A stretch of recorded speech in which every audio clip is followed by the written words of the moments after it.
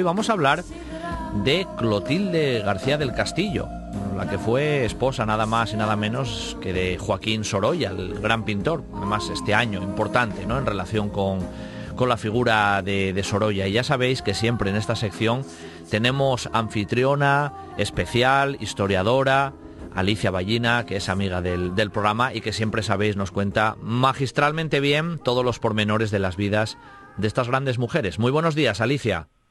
Buenos días, Pablo. ¿Qué tal? ¿Cómo estáis? Pues aquí estamos, ya deseosos de escuchar en estos últimos minutos de programa, pues la vida de Clotilde García del Castillo, ¿no?, que hoy es nuestra protagonista y que, si no hace mucho, los oyentes recordarán, Alicia, hablábamos de la madre de Picasso y que estaba ahí un poco a la sombra de esa gran figura. Pues no sé si los tiros van un poco por ahí también. La fama la tiene Joaquín Sorolla y tal vez Clotilde está un poco ahí también a la sombra. Es un poco así, nos pasa algo similar. Bueno, la verdad es que Clotilde era una mujer tremendamente importante en la vida de Sorolla, una mujer con la que compartió 35 años. Desgraciadamente, Picasso y su madre, cuando él empezó a triunfar, pues ya tuvo una separación evidente y él se fue a París, etcétera, ¿no? Pero la figura de Clotilde es sin duda una de las más importantes en la historia del arte español de vanguardia. Desgraciadamente, bastante desconocida y no lo suficientemente reconocida, pero yo creo que es justo que en este, como mencionabas tú antes, Pablo, centenario del fallecimiento del gran maestro valenciano, recordemos la figura de Clotilde, porque además tiene un papel primordial, digamos, y absolutamente esencial en la constitución del Museo Sorolla de Madrid, que es la cuna, ¿no?, del arte del maestro en la capital. Además, por eso te tenemos a ti aquí, Alicia, porque nos traes y pones más que un grano de arena para, bueno, reivindicar, ¿no?, también estas figuras que seguramente la injusticia, ¿no?, a veces de la historia los dejó un poco en el olvido, ¿no? En este caso, Clotilde además también era valenciana también de origen, ¿no, Alicia? Sí, bueno, Clotilde además era una mujer muy discreta, que siempre se mantuvo muy al margen y muy por detrás, a la sombra de Sorolla. Lo que pasa que tenía una influencia absolutamente única en su vida, porque, como bien dices, ella era valenciana, pero ellos se conocen desde muy niños. Ten en cuenta que su hermano, o sea, Clotilde era hija de un fotógrafo valenciano famosísimo que se llamaba Antonio García del Castillo, que luego se convertiría en el primer mecenas de Sorolla.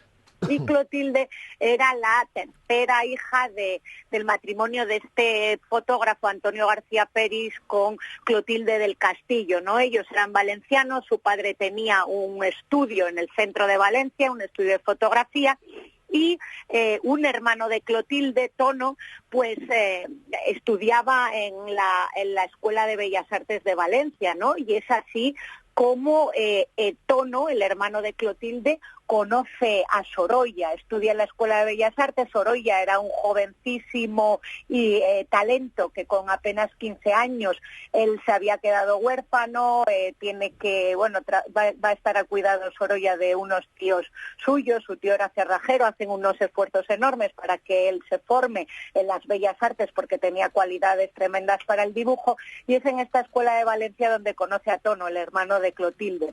¿Qué pasa? Que Sorolla necesitaba trabajar y un jovencísimo Joaquín conoce a Antonio García del Castillo, a este fotógrafo, y el fotógrafo se da cuenta de las cualidades y la habilidad que tiene Joaquín Sorolla, y entonces le pide que trabaje en su estudio fotográfico como iluminador de sus fotografías. De ahí la gran influencia de la fotografía en todas las obras de Sorolla, en ese encuadre de todas sus composiciones, ¿no? Él ya empieza a trabajar muy jovencito ahí, y es en ese taller pues donde entra en contacto con una joven Clotilde. Clotilde es 2 años más joven, más pequeña que Sorolla. Se conocen cuando él tenía 15, ella 13, 14 prácticamente, y a partir de ahí se va a desarrollar una historia de amor, porque van a tener un breve noviazgo. y una historia de amor que va a durar más de 35 años hasta que él fallece con apenas 60, ¿no? Con esa hemiplegia y esa enfermedad que va a durar 3 años, del 20 al 23, hasta que él fallece. Claro, le acompañó directamente ya toda su vida, literalmente. Te iba a preguntar, Alicia, nos decías casi al principio, aunque a lo mejor me salto yo cronológicamente cosas, que ahora volvemos, que ella fue fundamental para lo que es el Museo Sorolla actual, ¿no? Que, vamos, tuvo un papel más que importante, fundamental. Sí, porque, vamos a ver, ella yo creo que era tremendamente inteligente, aunque era muy tímida, tenía una capacidad de ver más allá y una intuición muy femenina, ¿no? Y entonces ella guardaba exhaustivamente toda la documentación del maestro, las cartas, fotografías, recortes de periódicos, con la idea de que su marido pasara a la posteridad, porque ella sabía, además, tened en cuenta que Sorolla fue uno de los pocos o relativamente pocos artistas españoles que triunfó en vida. O sea, Sorolla fue tremendamente famoso y ganó una ingentísima cantidad de dinero que permitió que su familia y sus 3 hijos estuvieran cubiertos para toda su vida, ¿no? Entonces, como Sorolla además había quedado huérfano y venía de una familia humilde, estaba muy obsesionado con dar a su familia esa estabilidad, ¿no?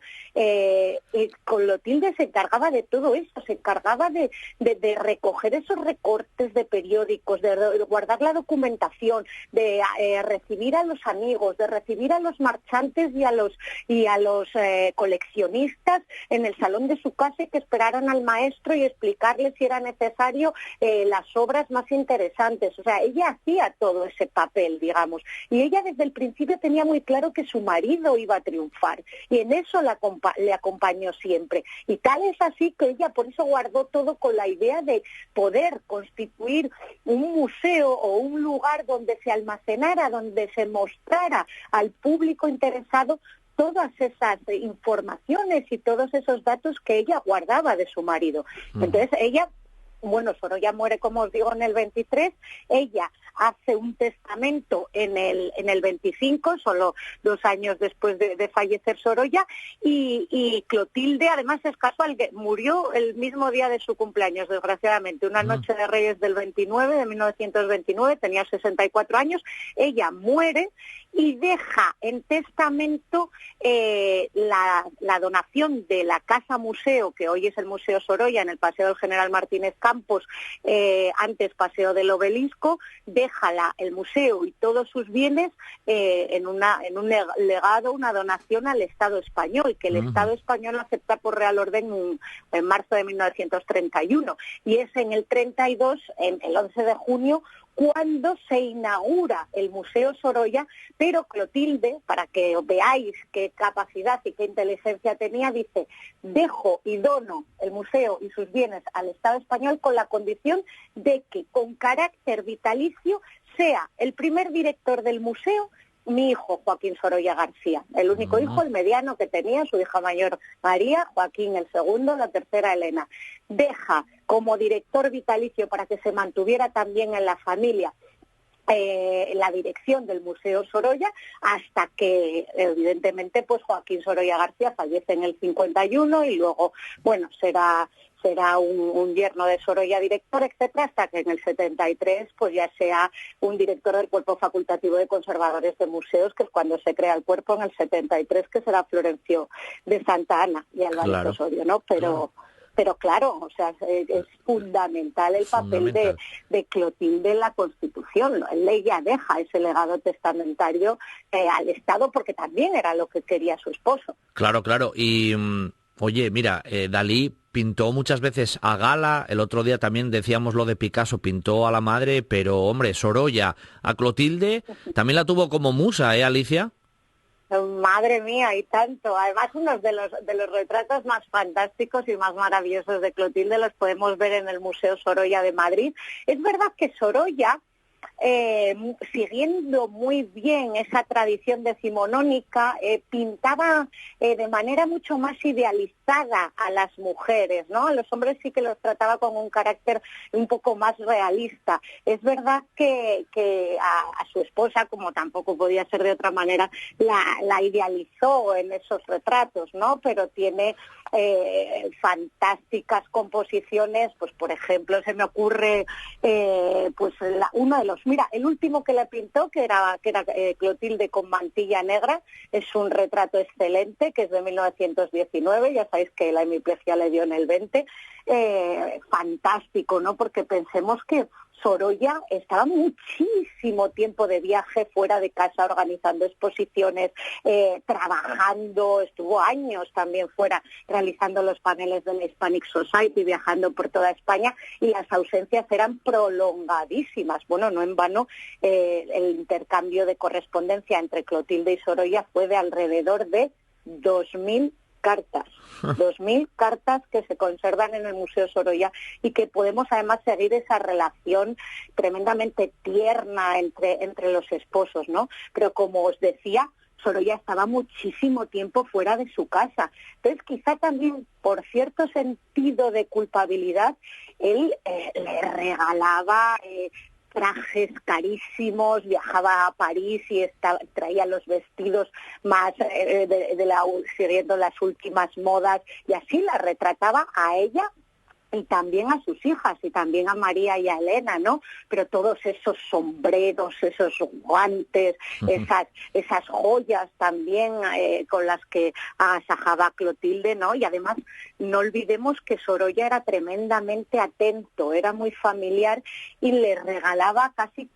todos los días, casi todos los días flores a su mujer, especialmente violetas, que eran las favoritas de Clotilde. O sea que a pesar de las ausencias era un hombre muy, muy cariñoso y tremendamente atento. Y no solo además Clotilde fue la musa de Sorolla, sino que también fue evidentemente la madre de sus 3 hijos y una madre muy atenta, porque además la primera estuvo enferma de tuberculosis, María, y durante las ausencias de Sorolla ella también, añadido a todo esto que os cuento, tenía que hacerse cargo de sus 3 hijos. Claro, claro. Oye, lo de la correspondencia que mencionabas ahora, ese género epistolar que ahora estamos ya perdiendo con las nuevas tecnologías, o que se ha perdido casi literalmente, es impresionante, y leyendo alguno de los fragmentos de esas cartas se ve ese toque, por supuesto, tierno y de amor entre ambos, pero también, mira, y leyendo un pequeño trozo, también ella era consciente de quién era Sorolla, porque escribía: yo comprendo que a un hombre como tú, que antes de ser mi marido y ser padre, es pintor, debe preferir el pintar a todo lo demás. O sea, que era consciente también, bueno, ya de la fama que tú decías que Sorolla tenía en el momento, y de esos viajes y de sus estancias fuera, claro. Claro, o sea, ella comprendía tremendamente bien la pasión que tenía su marido por la pintura. Ella sabía que la pintura era su vida. Entonces, Clotilde entrega la suya en beneficio de que él triunfe, ¿no? Ella sabía que la pintura era una obsesión para él prácticamente, y que le privaba de compartir muchísimas horas al día con ella y con sus hijos.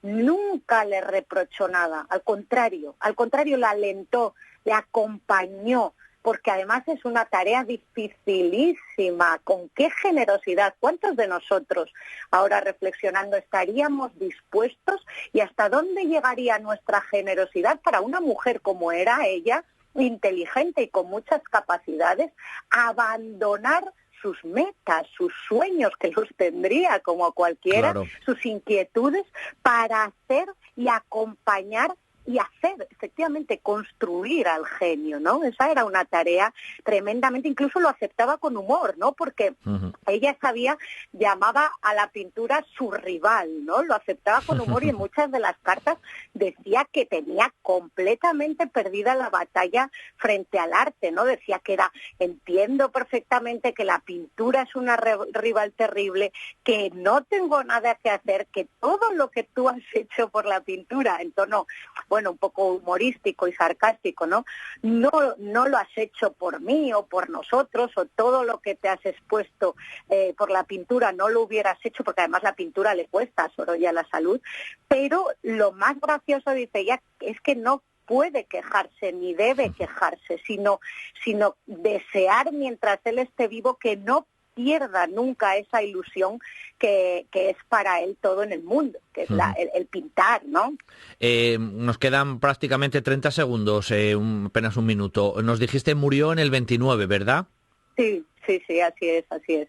Sí, la verdad es que, como digo, lo más importante es que nos quedemos con esa imagen de Clotilde, que ella siempre intentó pasar desapercibida en medio de toda la vorágine de la popularidad que sacudió a Sorolla, ¿no? Pero no hay que olvidar que ella marcó un hito en la historia de los museos en España, un referente en las casas museo, esa tipología de casa museo, como puede ser, por ejemplo, la del Marqués de Cerralbo. Es un género que se creó a partir de este legado y esta donación de la propia Clotilde. Ella decía muchas veces que no le gustaba que se acordasen de ella, que ella, para ser una mujer de un gran artista como era Joaquín, ella estaba mejor en un rinconcito, ¿no? Pero yo creo que Clotilde no consiguió para nada su objetivo, o no vamos a dejar que lo consiga, y mantener el recuerdo de Clotilde García del Castillo siempre vivo, ¿no? Claro que sí. Además, hoy fue la protagonista de esta sección, en Un buen día para viajar, de esas mujeres extraordinarias.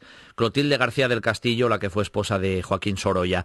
Decía Joaquín, pintar y amarte, eso es todo. ¿Te parece poco? Con esa reflexión de Sorolla hacia Clotilde terminamos hoy. Un abrazo muy fuerte, Alicia. Mil gracias, como siempre, por tu amabilidad y tu colaboración con nosotros. Y hasta la próxima. Hasta la próxima. Muy Alicia, bien, chao. gracias a vosotros. Un abrazo muy fuerte, Pablo. Hasta la próxima.